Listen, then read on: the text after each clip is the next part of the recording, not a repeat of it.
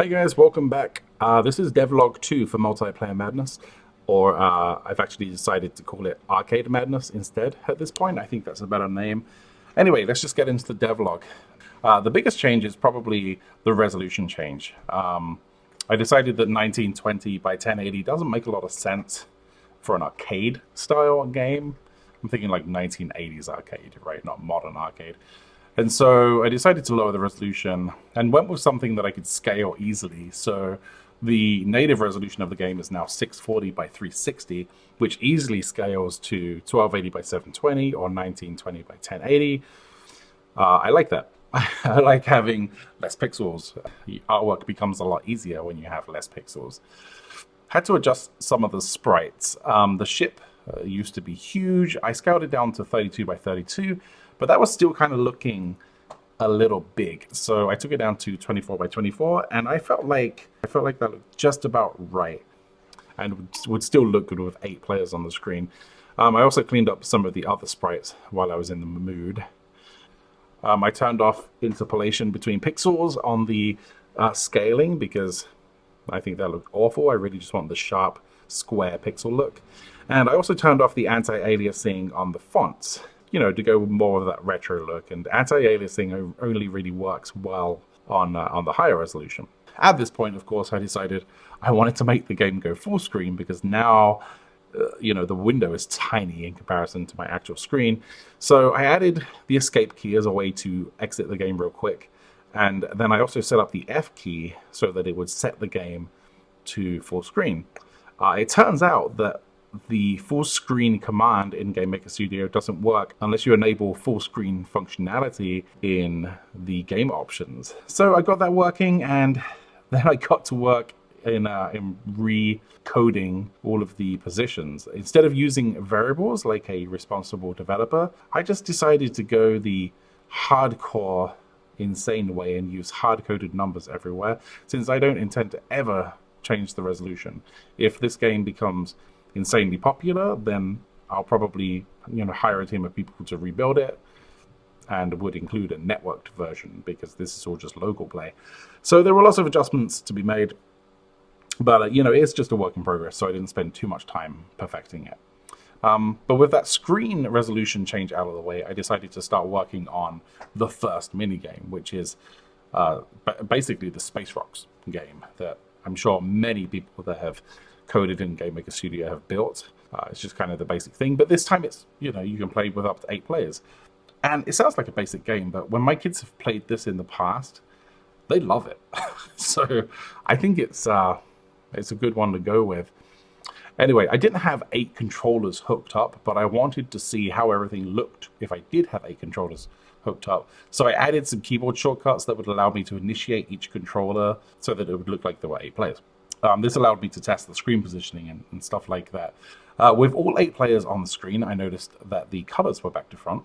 That is, player 1 is all the way to the right. So I changed my code to use a phonics loop, since that way I could force the numeric order of the players. And in the process of changing the resolution earlier, I had apparently broken the stars. So a little coding and I had that working again.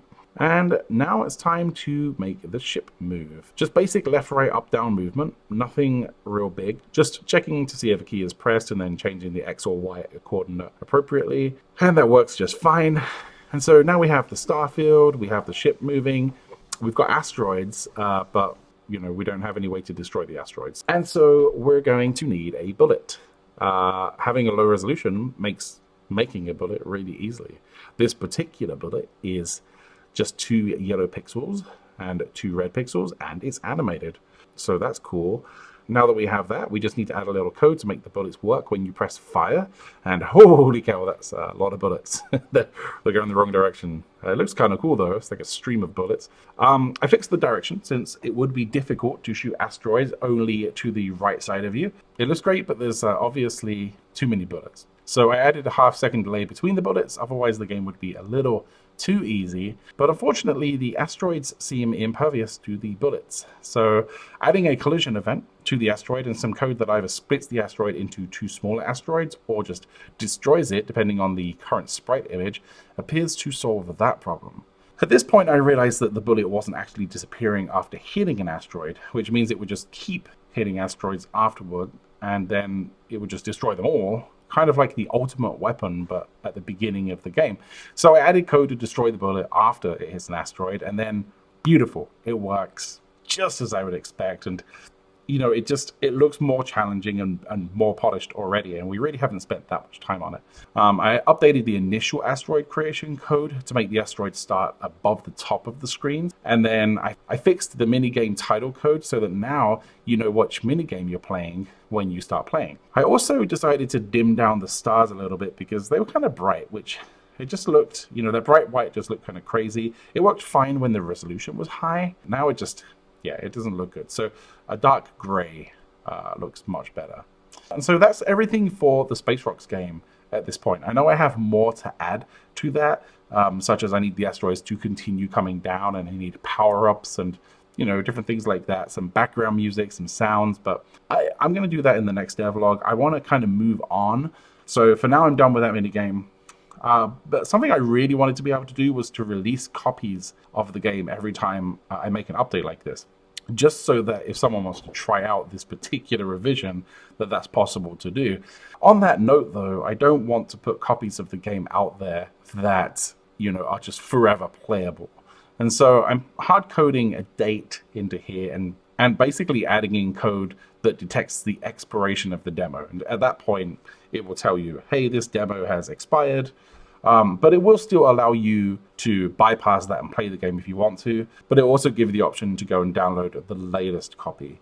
Because, you know, I just don't want people playing the crappiest version of the game just because it's out there, you know. And yeah, that's pretty much it. In the next devlog, I'm planning to build out some more of Space Rocks, probably make it so that there are more rocks coming down and that there are power-ups and, you know, the background music and the sound, add those things in. But I also want to start working on the next minigame, which is the Maze Escape game. And I think that's going to be a really cool one. It's basically where you're running through a maze, and as you get to the end of a maze segment, it just builds out another segment, and you're kind of trying to knock your opponents off the screen by constantly building out new mazes. Really hard to explain. It'll probably make more sense once I actually start coding it. But you know, stay tuned for that. If you like this video, like it, consider subscribing if you want to see future devlogs, and I'll put a link in the description where you can download this particular version.